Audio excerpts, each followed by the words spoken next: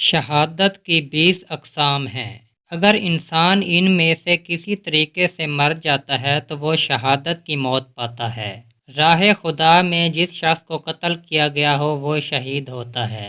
پیٹ کی بیماریاں، دست اور استقاء میں مرنے والا شہید ہے۔ پانی میں بے اختیار ڈوب کر مر جانے والا شہید ہوتا ہے۔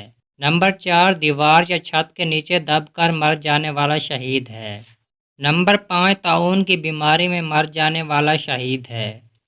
نمبر 6، ذات الجانب یعنی کہ نمونیا کی بیماری میں مرنے والا شہید ہے۔ نمبر 7، جل کر مرنے والا شہید ہے۔ نمبر 8، حالت حمل میں مر جانے والی عورت شہید ہوتی ہے۔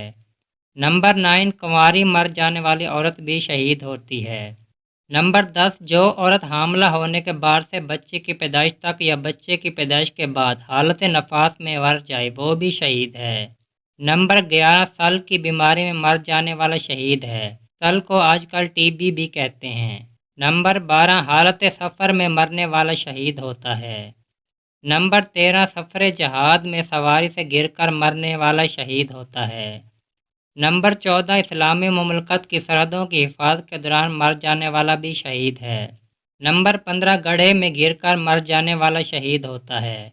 نمبر 16، درندوں اور پرندوں کا لقمہ بن جانے والا بھی شہید ہے۔ نمبر 17، اپنے مال، اپنے اہل و عیال، اپنے دین، اپنے خون اور اپنے حق کی خاطر لڑنے والا بھی شہید ہے۔ نمبر 18، جس شخص کو حق میں وقت ظلم تشدد کے طور پر قید خانے میں ڈال دے اور وہ وہیں مر جائے وہ بھی شہید ہے۔